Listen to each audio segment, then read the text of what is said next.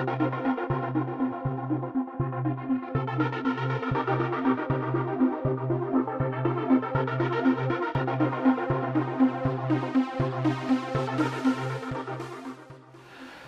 everyone, and welcome to the very first episode of Downloads from Sirius, Adronis Conscious Matrix Communication.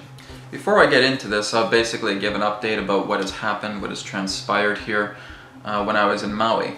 Basically, how I used to do it when bringing in Adronis' energy is that I would just go into a pure channeling state. It was in that sense very similar to what you may see for the popular channels where they take a few seconds, they may take up to a minute, and the consciousness then comes in. Basically what I was discovering when I was in Maui, just receiving a lot of these new downloads, getting kind of calibrated overnight, so to speak, was the ability for me to actually bring forward Adronis into more of a mediumship channeling style. And basically this is explained to me as pure conscious matrix communication. When I was doing CMC with Adronis in the past, it was kind of like partially there. I was still kind of there, but it was still looking to get into a sharper envision state of being, so to speak. And this is basically what's happened when I went into Maui. So basically what you're going to experience here is the purity of conscious matrix communication between myself and Adronis. Well, what does that mean? That means that I am still very fully intact when Adronis comes through. So even while he's speaking, even while his energies are there, are present through me, that I can actually pop in at any time and communicate with questions, and of course being fully aware of everything that Adronis is saying. So this is again kind of a neat little thing that has happened. It really surprised me. I did this in front of my girlfriend, I did this in front of my other friends, when we were in Maui, and very, very powerful, incredible type of situation that kind of unfolded there as Adronis had a lot to say. And basically with me keeping that kind of awareness together, asking him questions as he was present. So it may seem a little bit weird at first because again it's a whole new genre, so to speak, of how this relationship between Adronis and I have come together. It's now where I'm a little bit more fully interactive with him, just how you would see a psychic or a medium basically just connect to spirit right away and start giving this type of information. It's very similar to that, but it's basically the bridging of two minds. As I've talked about in the past, one palmist actually read this palm of mine and said, well, Brad, you have two minds, and one of those minds represent that of Adronis, or my own higher aspects. And so this is how I'm able to shift back and forth between the consciousness of Adronis and myself, where I finally have reached that point, thanks to a lot of the energies and the experience coming from Maui.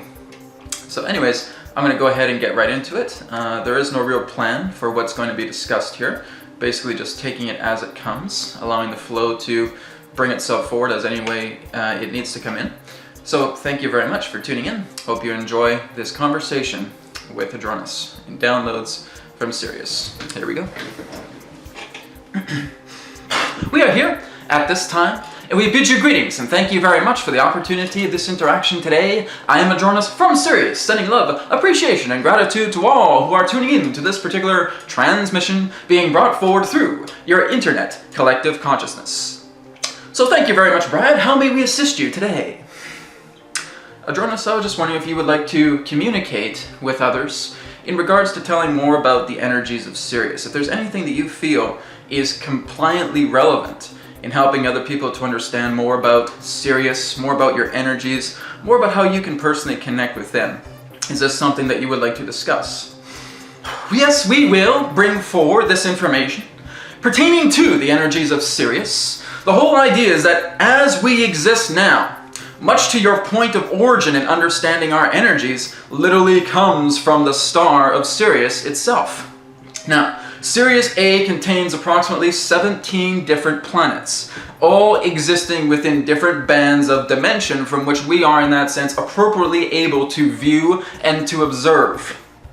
These particular planets contain a majority of different life, from what you would know as humanoid-based life, insectoid-based life, reptilian-based life, non-physicalized forms of consciousness, gaseous forms of consciousness in that sense. So it basically ranges from many different bodies of consciousness based upon the spectrum that you're actually viewing within Sirius A. Us ourselves, as we exist, simply exist in that of wholeness, connecting together into the sphere of light of what you would understand as our star.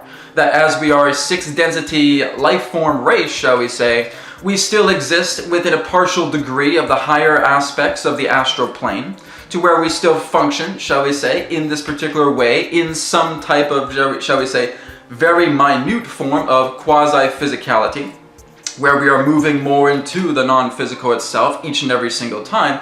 But the quasi-physicality, or shall we say, the almost non-physicality, is the basis of how we're still able to interact with you in some shape, way, or form. That you are still able to address us in some way or form, even though we are almost at the point of practical formlessness.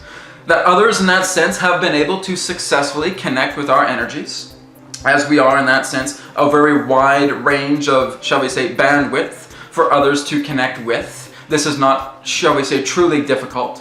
That one particular way that if you truly do not want to utilize the convenience of looking at Sirius A, the star itself, then what you can also do is, shall we say, create the idea of utilizing the symbol that has been placed upon this conduit's particular website.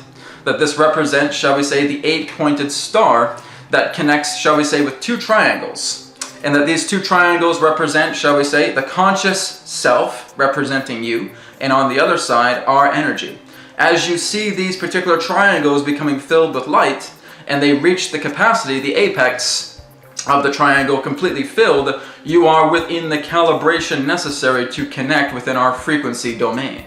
And so who we truly are in regards to our connection with each and every single one of you is that, shall we say, we are family.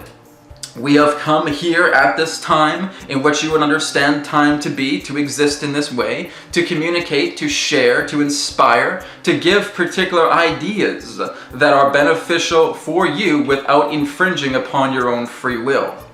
The whole idea is that we have been here for quite some time, going through many different timelines, many different intersections of consciousness, many different group complexes that have been, shall we say, funneled throughout your histories. That we have been around observing the times of your empires that have risen and fallen. That we have been around, so many of your great, shall we say, inspirational leaders have come and gone. That we have been around since the rising of many of your great civilizations, from Atlantis, from Egypt, from Mesopotamia, from Sumeria, from the Maya, etc., etc. That we have viewed it all, and that we have observed in that way, and that our particular interaction with them is simply, shall we say, a peripheral stream of consciousness that assists with the main whole, pertaining to the idea of the ray that represented the influence in regards to, shall we say, astonishingly creating seeds implanted through the unified field within your collective consciousness. And so again, we were simply part of that little speck of light, amalgamated together with the larger ray of light to bring forward this information. To bring forward our assistance, implanted, not infringing any particular form of free will, but allowing this to take place. That our civilization really does not have numbers, as you would understand, because again, where we exist right now, we are that of a monadic consciousness. So therefore, the idea of any particular form of population of individuality really does not comply to our current state of being. We are, in that sense, a part of what you would know as the Association of Worlds. That there are approximately 424 different civilizations that are a part of our network, only a few in that sense that are actually interactive with your own race. So in that sense, many of the common understandings of, shall we say, the popular civilizations that is known throughout your internet collective consciousness, such as the Sirians, such as the Yael, such as the Playel, such as the Shakani, such as other particular races existing, some within Arcturus, some within Orion, some within Lyra, and some within the Pleiades, also represent certain forms of aspect groups that are associated with our own Association of Worlds. that we also team up at times, shall we say, with other particular civilizations, other particular groups in that sense, to work together in a common goal, as everything truly is frequency compatibility. That this particular form of groups would be what you would know as the Galactic Confederation of Light, that it represents also that of the Confederation of Planets, that it represents that of what you would know as, shall we say, many different alliances contained within the Pleiadian and the Orion groups, and many more. So again, we only synchronize in regards to what is mutually beneficial. We do not take care of all of their affairs. They do not take care of any of our affairs either. We are simply in, shall we say, synchronous harmony, very similar to how you would understand an orchestra. That the individuals who are in sync of the orchestra are playing together in mass to allow the beautiful orchestration of music to come together. That's our purpose. That's why we're together. We're simply synchronistically involved. You could say we're in the right place at the right time. We do not, shall we say, dive deeply into any other particular type of punitive affairs pertaining to the Galactic Confederation of Light or to the Confederation of Planets, etc., etc. They all have their own particular agendas. We all have our particular form of agendas, and we simply synchronize in regards to areas that are necessary to allow this orchestra to play this beautiful melody that represents the collective nature of our assistance upon your world. So that's our relationship. That's our nature in regards to many other different civilizations. Yes, there are many different groups that are working together with your planet. However, much in regards to, shall we say, those particular groups that are actually working incognito upon your planet consists of approximately 17 different races that we are personally aware of that are walking your Earth right now. This is the basic understanding in regards to our connection as us, as Adronis, as Rayar, as the Syrian Council, as the Association of Worlds that interact with you in this way upon your planet. That is the understanding. Thank you very much, Adronis. And I'm just seeing if there's another question that I'm kind of searching up, if there's something else that may come through. Have there been a lot of other personal individuals, I guess I could say, that have also had a sharing of how you communicate with me in the way that they have communicated with you, if that makes sense? Yes, the whole idea is that there are other individuals that have associated with us personally. Now, the whole idea is that they may not enter a state very similar to how you are doing, Brad, but the whole idea is that they are communicating with us in many of their own ways, in their own forms. There have been individuals whom we have personally met, who you also personally know as well, that have in that sense shared dream space with us, that have had, shall we say, delegate meetings with us, and that this is happening all of the time. There are also those in that sense that are able to automatically write their particular perspective with us in that sense. There have also been others who have had, shall we say, certain forms of physicalized holographic contacts with us within their awoken state. So this is not uncommon. As we have stated, we are a very wide bandwidth of connection to connect to. We are open to many of you. There still are some in that sense that are not able to, shall we say, enter our frequency domain, and that's all right. We're simply expanding ourselves as we can, as we do represent, shall we say, a universal grid of assistance of consciousness. So therefore, that's our role, if you want to put it in that way. We really don't see ourselves with titles. We really don't see ourselves with labels. We are whatever you want us to be. Whether that be a helper, whether that be a mentor, whether that be a guide, it really doesn't matter. All we're here to do is basically helping you to understand yourself. And many other beings have been successful in connecting with our energy, but here's the thing, quite a few of them really don't realize that they have actually connected to our energy. And so in that sense, it creates a boggling of the mind. Oh my goodness, did I really talk to Adronis? Well, I better go talk to Brad. Brad will know. Did I really talk to him? So the whole idea here is that what we want to give to all of you for particular advice is that the ego itself wants to create dilution pertaining to the idea of you communicating with our energies. Again, it's not so much about the messenger as it is the message. We really don't care if you believe us or not. That's just the honest truth. We really don't care if you think that this is really just Brad talking or it is actually Adronis. We don't care about that. That's not important to us. That's not important to Brad. The whole idea is what's important is the message. If you do not want to believe that we're from Sirius, you don't have to. If you don't want to believe that Brad is doing this, you don't have to. But how does the message feel to you? This is what we ask you to focus on. Even with other particular connections, other particular entities that are coming through, other conduits upon your planet, it doesn't matter who they are. It really doesn't. It doesn't matter if it's Abraham. It doesn't matter if it's Bashar. It doesn't matter if it's Aishawa. It doesn't matter who it is. All that matters is the message itself. Has the message served you today? If it has, fantastic. If it hasn't, all right, well, what do you feel the message itself is attempting to guide you to? Because understand that right now, you are synchronistically aligned to this video. You're looking at us right now, and you're hearing this message coming through this conduit. So what is this message attempting to share to you? This is what we refer to as the language of manifestation. And this is something that we will address a little bit more. The whole idea in regards to your culture is that you are tangibly gullible to the point of realizing that everything contained within logic is the way to go. Now, we're not saying that in a form of an insult, and we're not saying that in the form of degrading, but really, what really stands out more in your reality isn't the mainstream science, isn't the technical mumbo-jumbo that many of you are going through. It is the language of manifestation that utilizes portions of those aspects of technicality, of those aspects of science, of those aspects of physicality and what you understand it to be, to convey a message.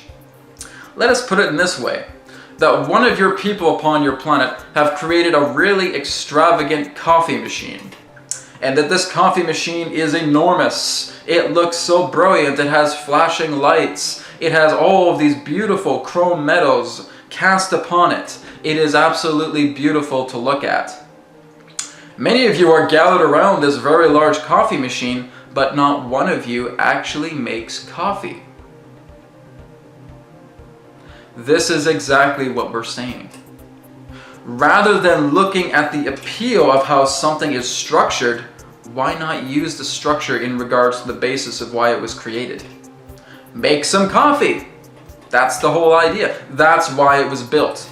This is the thing that many of you in that sense put together many constructions, many orientations of brilliant forms of technology that come together, but rather than being able to utilize that technology and get behind that technology and actually make it a part of your group collective consciousness, it goes down to the point of belittlement because you're too busy analyzing the angles of this particular technology. You're looking above, you're looking below, you're looking left, you're looking right. Oh, well, this can't possibly exist. This technology is impossible. It's right in front of you.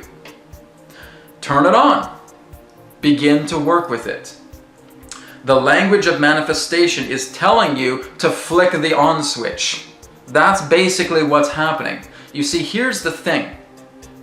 Throughout many of your times, going back to the time of what you would know as your post-atomic era, the increase of what you would know as beings that have actually come through in these forms of channeling states, from what you would know as your Edgar Casey, in that sense of his own connection, in what you would know as Jane Roberts and Seth, and moving on from that point, have been attempting to give you specific forms of information about how you can enrich yourselves. Now, here's the particular idea. Whereas many of you have expanded in this way, others have been going back in a feedback loop. And that much of these teachings in that sense have simply become, shall we say, lip service. And our particular goal, our particular form is to everybody whom we speak to, is to walk your talk, is to start doing these things. We could always be here through this conduit and saying, love and light, all is the one, enjoy yourselves, follow your passion, become self-empowered, etc., etc. Oh, well, that was a very lovely form of lip service for this morning. I feel great. Now I'm going to go off to work and absolutely hate my job. You're not listening to the language of manifestation. The language of manifestation is telling you that you have attracted this particular message in this moment. Why did you attract this message? We want all of you. We would love to see all of you reply to the comments contained within this video. Why were you tuned into this message? Why do you think this was brought forward into your reality? For you to get up, for you to take action. If you're not happy in life, change it. That's why you're here. You're not here to say, oh, well, that was a really nice message from Adronis. That was a really nice message from Bashar. That was a really nice message from Abraham Hicks. Time for me to go and suffer some more. Now, that's your choice. That's something that you can certainly do because no one is going to impede upon that free will. But look into it deeper. What must we do to help you gain your own inspiration for you to stand up? For you to actually be the voice of what you're hearing right now. That's truly just a reflection of you. What must we do for that? We can't do anything. All we can do is share. All we can do is be a part of the proxy that represents the idea of how the language of manifestation is coming into your reality. That's simply how it's done. We would love to see all of you become so inspired through yourselves because you yourselves have attracted yourself to a message like this, to other messages like this, and that you have finally decided, I'm going to live a life of love. I'm going to start loving and I'm going to start listening. And the listening begins with myself and the love begins with myself.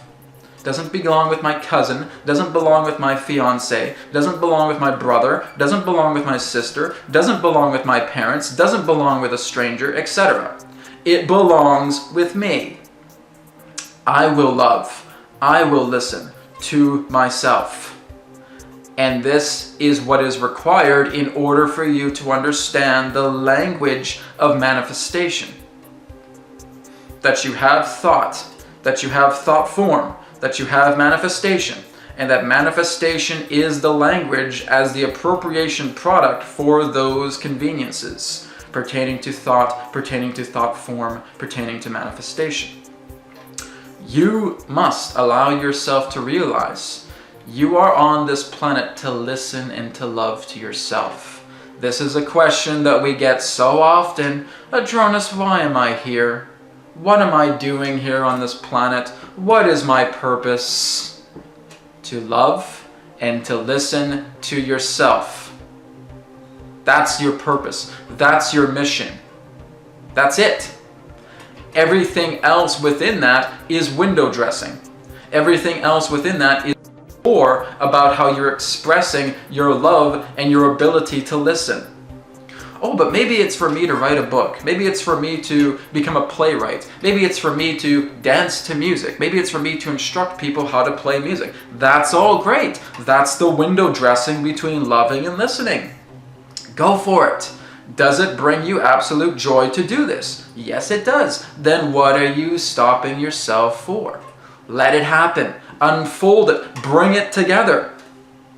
If you human beings really want to see change on the planet, no, we're not going to say be the change you want to see in the world. It's about doing it. It's about doing the change you want to see in the world so that you can then allow the beingness to be truly felt. Because many of you say be the change in the world, but you don't know how to really understand that yet until you actually start to do it. As you know, you do. As you do, you be. That's it. Beingness is part of all of the flow of what you understand. Being completely still is where there is no distortion, is where there is no discrepancy. And many of you really aren't on that level yet. We're not saying this again to degrade anybody. But if you truly want to be here, you have to allow yourself to be completely aware in the observational standpoint of what's creating distortion, preventing you from being here. That's the whole idea. And when you are free of that distortion, when you have achieved liberation, when you are one with understanding the language of manifestation, there's nothing you can't do. And you are in the beingness state. You are being, because now there are no other cords poking at you, preventing you from being. So, this is the whole idea. That if you go into a beingness state right now and you feel these cords poking at you, you feel these distortions coming into your mind, the universe is saying, we're very happy that you're entering a being state, but there's certain things for you to address so that you can enter the purity of that beingness state. Oh no, Adronis, I know how to be. I know exactly how to be. I'm being all the time. Yes, you are. You are being all the time. But you are being all the time and allowing these distractions of life poking at you in the chest, in the arms, in the legs, that you do not allow yourself to deal with them. That's the whole idea. There's a difference here. That's why action is conveyed upon your reality. Otherwise, you wouldn't be within a realm of action. You wouldn't be in a realm of thought. If you just came here simply to be, you wouldn't be on this planet. You wouldn't be in this reality. That's the key. So again, we're being very upfront with all of you. We want to share this information with you because we love you. That's the whole idea. And we're just simply telling you because we've been there and we know this. And we want to convey this information for you. And you can decide to accept or reject it. It's your own free will. But the language of manifestation comes from loving and listening. And as long as you're able to do that, as long as you're able to deal with these distortions and achieve liberation, you will be in the purity of your beingness. Your thoughts will be pure. Your manifestations will be pure. There will no longer be the mix of oil and water contained within your manifestations. You can now start to truly be yourself. You can start walking your talk. You can enjoy everything that the planet has to offer rather than feeling that it's about to blow up. Rather than feeling that humanity is going to destroy it. Here's the thing, not your business. Doesn't matter if you feel that you need to babysit other people. That's not why you're here. Doesn't matter if you feel that the earth is going to blow up tomorrow. It's not. And we're not saying that in that sense of an arrogance, but truly there is a very large experiment going on here, and Earth is required to be intact for this experience to take place. You have nothing to worry about. There's no meteor bombardments, there's no asteroid collisions, there's no other rogue planet that's going to smash into your planet and destroy it. That's not what's on your agenda at all. What's on your agenda is humanity looking to unify by being themselves past all distortion. Past the ego, where the ego simply goes back to its original design to allowing you to function as a grounding device to allow the continuity of this experience to express itself, to allow yourself to be immersed more in event rather than the confines and illusion of time. Right? So this is what we want to leave you with all today. Thank you very much, Brad, and thank you very much everybody else for allowing to bring yourselves forward and communicating with us in this way through your hearts and listening to this particular transmission, watching it as well. I am Adronis from Sirius, sending love and appreciation. Goodbye for now, and we now return to the conduit. Goodbye for now. All right, thank you very much, everybody, and looking forward to speaking to you again soon. I should have probably one of these episodes up very, very soon. And so thank you for tuning in today. Namaste. May it be well with you. Take care.